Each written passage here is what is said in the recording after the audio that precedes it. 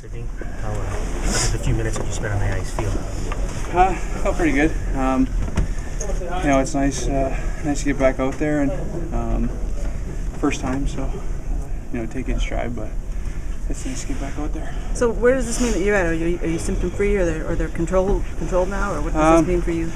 Yeah, symptoms we got a lot better, but no, I wouldn't say symptom free, but allowed to lightly exert, and that's positive. When you're sitting around for a bit, it's nice. The symptoms have been better, and it's nice to get that step out there on the ice. So we'll see how it goes. Headaches, balance problems, that kind of part of it? Yeah, a little bit less, but those are kind of general things, and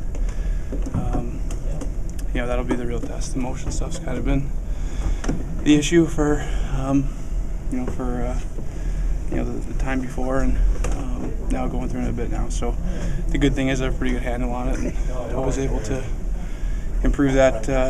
When I went to Atlanta, that was a big help in August. So I know I can handle that if I need to, if it comes to that. What comes back to getting those treatments again, you mean?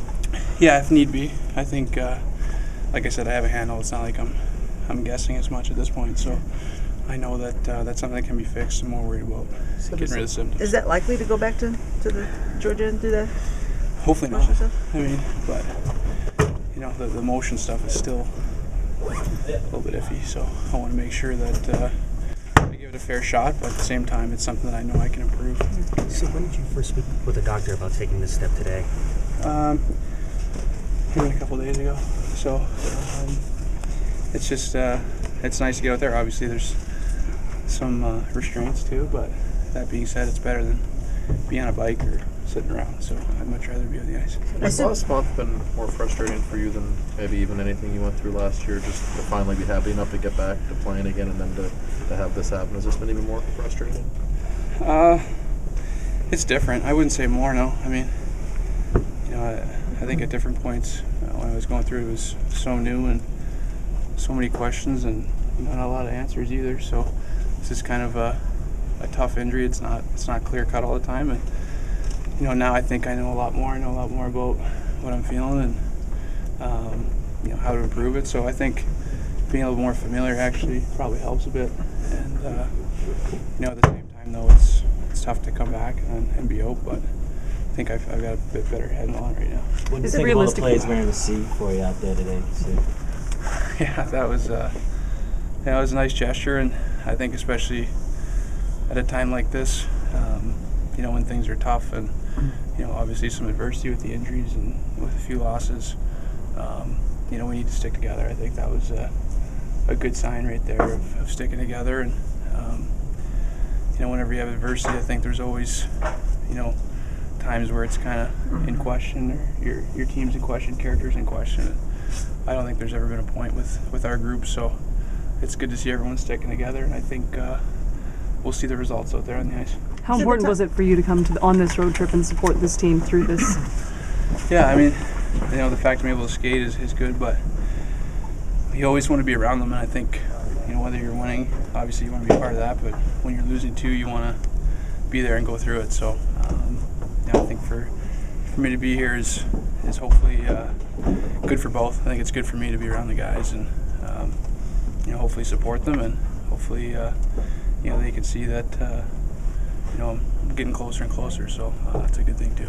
Do you think the league is doing everything it can do to prevent head injuries, or is there anything more you'd like to see happen?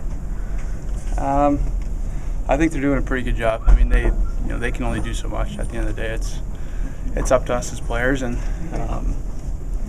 that being said, it's a quick game. There are things that can happen, but at the same time, I think they have done a lot of good things to prevent it from happening. And obviously, there has been some instances, but I think if that effort and that caution towards those things is there consistently, I think we're going to see a change.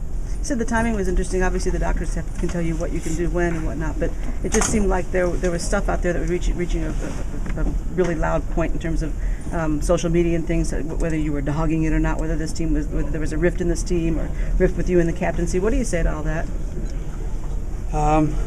You know what? It's tough to even answer it because it's so, it's so far-fetched. It's like, I would say to that, I'm not surprised that it's when we've lost 5 or 6 in a row. If we would have won 5 in a row, I don't think any of that stuff would have started.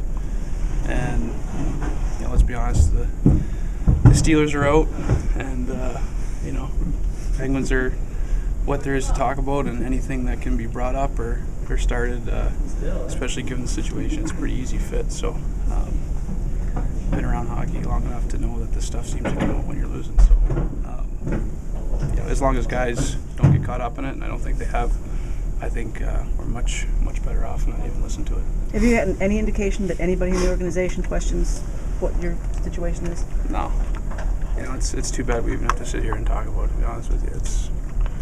It's not really even worth talking about. Going through the symptoms that you did last year compared to this year, how much easier is it recognizing what you're going through this time around? It's easier, having gone through it, but I don't think, as far as knowing what's going on, it's easier for sure. I don't think it's ever easy watching or going through this, but it's nice to have somewhat of an idea. Whether that's a good thing or a bad thing, that's just the way it is. But with these things, a lot of times there aren't a lot of answers, so to have some ideas is obviously a positive. So there was something that was in the Post-Gazette a few years ago where you talked about a teammate having a concussion. You talked about when you were 11 or 12. I guess you hit your head playing wall ball, and at that point you thought maybe it was a concussion. Was that just not a non-diagnosed concussion, or what? A lot of people wonder if you had one before. Yeah, I mean, I'm sure every kid's probably fell and bumped their head at some point, so whether they got a concussion from that or not, I mean, there's a lot of guys in the league who seem to survive through, I'm sure, bumps in the head when they were little. So if you really want to go back, though, I did hit my head playing wall ball. But that wasn't a diagnosed concussion. Is that what you're saying? I don't know. Well, I'll have to go ask the doctor that. I don't know. I don't remember exactly. You didn't run into the dryer. Huh? No. Let's do one more. Sid, are you sensitive to the balance between keeping the media aware of how you're feeling and those kinds of things, and at the same time not being a distraction, or wanting to not be a distraction to your team? Yeah, 100%. I mean, well, first and foremost, that's the most important thing. So, not being a distraction. So, that's number one on the list. I understand my responsibility. I think I've been doing this long enough to know that if there's information to give, it's part of my role and the responsibility that comes with what I do to provide that, and I've always been willing to do that. But I think if there's no information to be given, then I'm not going to give any. I'm not going to make something up, and on top of that, I'm not going to, cause distractions or create distractions because of that. So, that's always my thought. That's the most important thing, and whether it's trying to come back to help the team or doing what I have to do, handling that stuff, that's the most important. So yeah, that's something I'm pretty conscious of.